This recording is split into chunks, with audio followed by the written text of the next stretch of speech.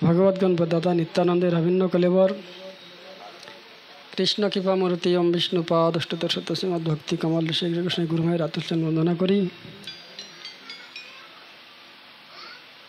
तत्पश्चात परम गुरुदेव प्राच्य एवं प्राच्योत से निर्भीक चारक पवर नेत्रीला प्रविष्ट विष्णुपाद अष्टोत्तर शत श्रीमद भक्ति कमोदर शांत गोसाई परम गुरु भाई रातुचंद वंदना करी।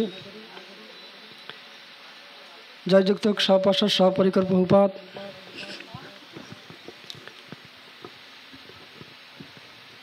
गुरु गुरांगर अपार करुणा का अवलम्बन कर उपनीत हয়েছি श्रीपाद गुरिया प्रभुर श्रीवास भवने उपस्थित क्षत्रियमंडली मातृबृंदा शुद्धि कृष्ण कथा विभूषि भक्तबृंद सबार चरणे अनंत করে ধন্যবাদ প্রণতি। আমাদের আলোচ্য বিষয়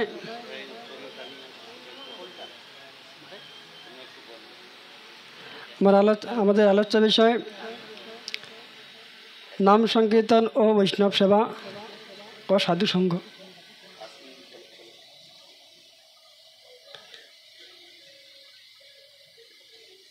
আমরা দেখি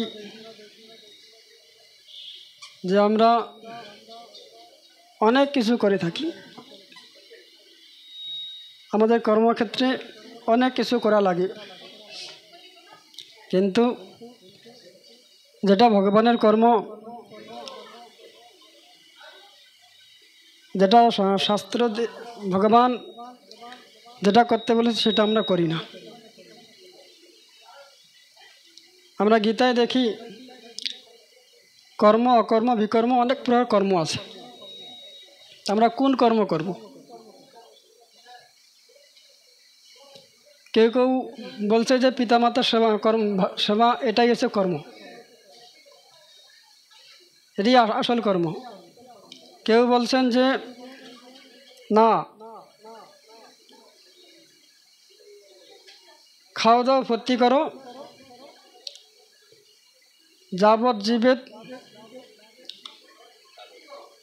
তাবৎ জীবেত ঋণাঙ্কিত ঘিতং পিবেত, ঋণ করে হলেও ঘি খাও। এটা একটা নাস্তিক মত, চার ভাগের মত আছে। কিছু কিছু আছে আবার কি তারা কিছু বিশ্বাস করে, আবার কিছু বিশ্বাস করে না। আস্তিক নাস্তিক দুইটাই আছে। আর কিছু কিছু আছে কি তারা সব কিছু বিশ্বাস করে কিন্তু করে না। তো এইরকম পৃথিবীতে অনেক রকমের লোক আছে, অনেক রকম ভক্ত আছে, কিন্তু মনুষ্য জীবনের কর্তব্য, মনুষ্য জীবনে কি করতে হবে, আমাদের ভগবান আমাদের কি পদপ্রদর্শন দিয়ে গেছেন। যদিও আমরা দেখি ভগবান শাস্ত্রে অনেক কিছু বলেছে, কিন্তু ওটা বুঝতে পারি না। আমাদের কত লক্ষ লক্ষ কোটি কোটি শ্লোক, না কি শাস্ত্র পড়ব? তাই জ্যোতিষ মহারাজ কি বললেন যে মহাজনস গতস্ব পন্থা, একবারে সব কমিয়ে দিলেন যে আমাদের আচার্যগণ, আমাদের পরম্পরায় যে বর্তমান আচার্যগণ যা কিছু করেছেন, যা কিছু বলেন, আমরা যদি সেটা পালন করতে পারি, তারা সব শাস্ত্রের কি নির্যাস, যেইটুকু নির্যাস সেটুকু বলবে। যে কলিযুগের লোক অত শাস্ত্র পড়তে পারবে না। মহাপ্রভু যেমন কি করলেন যে না, নববিধা ভক্তি পারবে না কলিযুগের লোক, শ্রবণম কীর্তনমগুলো দূরের কথাগুলো পারবে না। তখন কি দিলেন? 5টা দিলেন, শ্রদ্ধায় বিগ্রহ সেবন, মথুরাবাস, সাধুসঙ্গ, এরকম 5টাও পারবে না। তারপর দিলেন 3টা ভক্তের মাধ্যমে, যে শ্রবণম কীর্তনম, জীবে দয়া নামের হচ্ছে বৈষ্ণব সেবন, জীবে দয়া নামের হচ্ছে বৈষ্ণব সেবন, এই 3টা দিলেন। না, তারপরে পারবে না। শেষে কে দিলেন?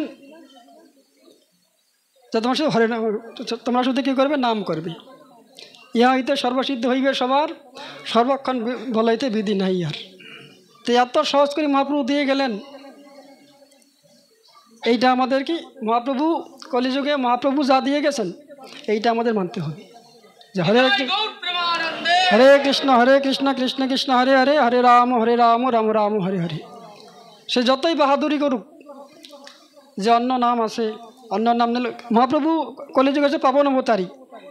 সত্যযুগে আমরা কার আরাধনা করি? সত্যযুগে একমাত্র বিষ্ণু প্রধান দেবতা। অনেক অবতার এসেছে সত্যযুগে, মৎস্য কুর্ম বরাহ অনেক কিছু এসেছে, কিন্তু বিষ্ণুকে আমরা কি প্রধান মানি, বিষ্ণু নাম ছিল। তেথা যুগে অনেক অবতার এসেছে, পরশুরাম এসেছে, বামন এসেছে, কিন্তু আমরা কাকে প্রধান মানি? রামচন্দ্রকে। রাম নাম ছাড়াও কোনো উপায় নেই। তারপরে আমরা দেখি কি অনেক অবতার এসেছে, বলরাম এসেছে, কৃষ্ণ এসেছে, কিন্তু কিন্তু কৃষ্ণ আছে প্রধান। তো তদ্রূপ কলিযুগে কি অনেক মহাপুরুষ এসেছে, অনেক কি 10টা পুরুষগুণ এসেছে, কিন্তু কাকে প্রধান আমরা মানি? মহাপ্রভু। মহাপ্রভুকে কলিযুগে যে মানে না, তাকে আমরা মানব না, তার মতপথ ভুল। ছেলে বিশ্বনাথকে তাই বললেন কি তত্রাদয় ন পর, মানে কি আমরা তাকে আদর করব না। শ্রী চৈতন্য মতমিদং, মানে শ্রী চৈতন্যের মতটাই হচ্ছে কি সঠিক, আর কোনো এখানে কোনো কি হেজিটেশন, দ্বিধা কোনো কিছু রাখা যাবে না। যে মহাপ্রভু যে গোলকের প্রেমোদন দিয়ে গেছে এইটাই জপ করতে হবে, আর কোনো জপ করলে হবে না। যদি কোনো গুরুদেব বলে যে আমি এমন মন্ত্র জপ করে দিয়েছি সুন্দর করে, ওই না, ওটা তো মহাপ্রভু অনেক দিন আগে দিয়ে গেছে, ওইটা কি হয়ে গেছে, ওইটা এখন পাওয়ার কমে গেছে, তা আমি একটা সুন্দর নাম জপ করে দিয়েছি, একবারে দম এমন দম দিয়ে দিয়েছি, এইটা জপ করো, হবে না। মহাপ্রভুর নামটাই নিতে হবে। অনেক গুরুদেব অনেক নাম দিতে পারি, কিন্তু এই যে এটা কি বলেছে, এটা তারক ব্রহ্ম নাম বলেছে কলিযুগের, যে আর অন্যটাকে তো তারক ব্রহ্ম নাম বলেনি। তো তাই এইটাই জপ করতে হবে, আর আমরা যদি অন্য জপ করছি কোনো ফল হবে না। তো এই যে তাই কলিযুগে কি নাম? হরে কৃষ্ণ কৃষ্ণ কৃষ্ণ হরে হরে, হরে রাম রাম রাম হরে হরে। তো এই যে সেই জন্য কি অনেক তো এই যে আমাদের প্রভুপাদ, আমাদের মহাপ্রভু সেই জন্য কী বলেন 13টা অপসম্প্রদায়কে বাদ দিয়েছেন। এই 13টা অপসম্প্রদায় কাকে বলে? 13টার অপসম্প্রদায় কি? আউল বাউল কর্তা ভজা। আউল মানে কি? এই যে যেখানে গান করে বেড়ে। কর্তা ভজা কি?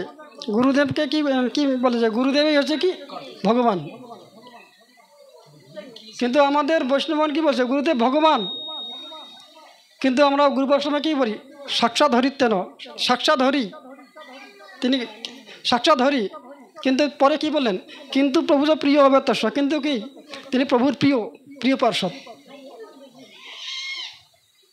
তিনি হরির মতো সম্মান পাবে। তে এই যে যারা কর্তব্যজা তারা মনে করে কি যে আমাদের গুরুদেব ভগবান। এই যে এখন দেখেন আধুনিক যুগে কত মহাপুরুষ হতে পারে, তাদেরকে ভগবান বলছে। হ্যাঁ, এটা কর্তব্যজা না। অনেক সম্প্রদায় এরা মহাপুরুষ হতে পারে, কিন্তু তাদেরকে ভগবান বলছে, তারাই সাক্ষাৎ নাকি ভগবান। এটা কর্তব্যজা। নেরা দরবেশ, এই যে নেরা নেরি, এই যে স্বামী স্ত্রী মিলে কি কীর্তন করে বেড়ায়, নেরা নেরি বলেছে। দরবেশ, এই যে লালন ফকির, সাই লালন ফকির, এগুলো কি দরবেশ বলেছে। এগুলো দরবেশ আর সাই, এই যে দক্ষিণ দেশে সাই বাবা বিশাল ভগবান হয়ে গেছে, তাহলে কি আমরা কি তাকে ভগবান মানব? তো এরকম অনেক কিছু কি এই জগতে ছেয়ে গেছে। তাহলে কোনটা পথ আমরা নিব? মানুষ বিভ্রান্ত হয়ে যাচ্ছে, মানুষ বিভ্রান্ত হয়ে যাচ্ছে। তাহলে কোন পথটা আমরা নিব? মহাজনের পথ বা মহাপ্রভু যেটা দিয়ে গেছেন সেটাই পথ। মহাজনের পরবর্তীতে কি পরম্পরা আকারে কি আমাদের মহাপ্রভু এসেছে। মহাপ্রভু যা বলে গেছেন, মহাপ্রভুর পরবর্তীতে আমাদের যে গুরুবর্গগণ এসেছেন পরম্পরা আকারে, তারা যে পদ্ধতি দিয়ে গেছেন আমরা সেটাই মানব। তো এইরকম কলিযুগে আমি ভজন করতে যদি চাই, তাহলে অবশ্যই কি করতে হবে? সৌত পন্থায় যে গুরুদেব, শুদ্ধ গুরুপাদ পদ্ম, তার চরণ আশ্রয় করতে হবে, নাহলে কোনো গতি নেই।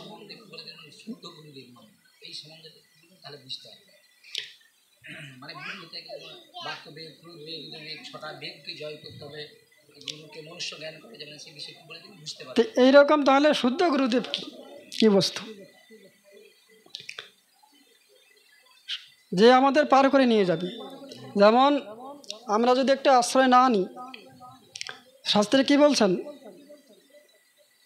যে নির্দেহ মাধ্যম, মানে কি এই নির্দেহ সুলভং সুদুর্লভং, এটা কি বলছে যে খুব সুলভ আবার সুদুর্লভ বলছে।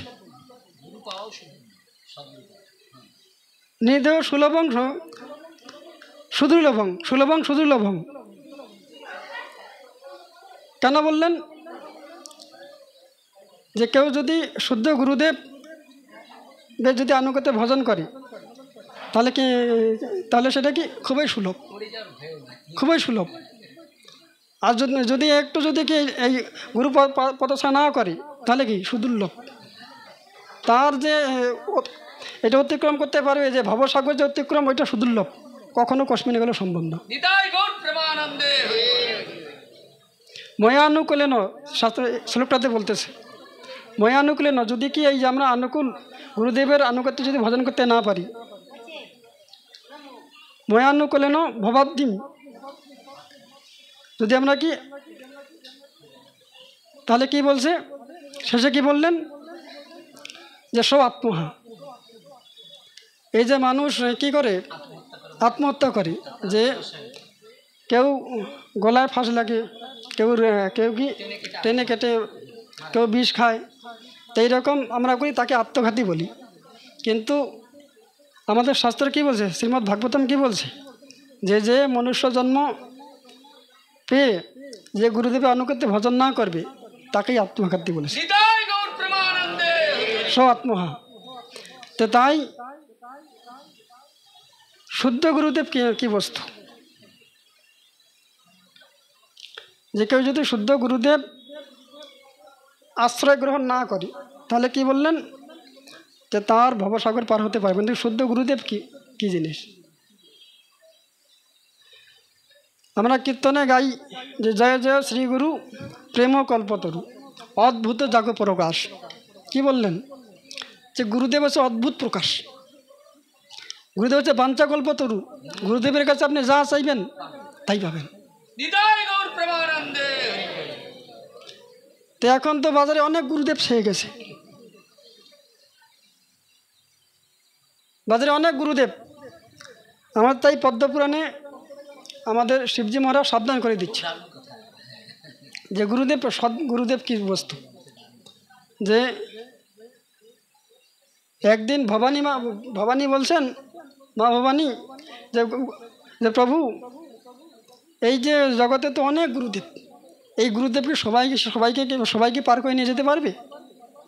তো তখন মা ভবানী কি বললেন, মা ভবানীকে মহাদেব বললেন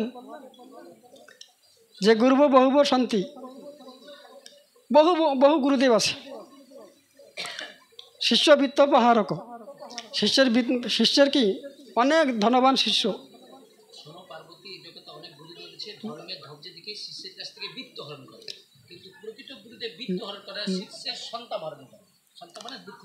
তো অনেক ধনবান শিষ্য আছে, প্রত্যেক গুরুদেব কি করে এই শুধু শিষ্য করে কি জন্য, এই ধনের লোভে। শিষ্য বিত্তপহারক, সদ্গুরু সুদুর্লভী, হে দেবী এ সদ্গুরু সুদুর্লভ, শিষ্য সন্তপহারক। এই যে আমাদের যে তিতাব ক্লেশে দগ্ধীভূত হচ্ছি, আদি ভৌতিক, আধ্যাত্মিক,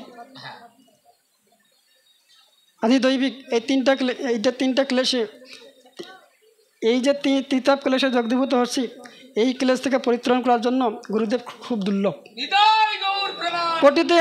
কোটিতে একজন। তো যাই হোক, আমি বেশি সময় নেব না, গুরুপাদ পদ্ম আমার সুন্দর করে বলবে। বঞ্চাকল্পতরু ভ্যশ্চ পতিতানাং পাবনেভ্যো বৈষ্ণবেভ্যো নমঃ।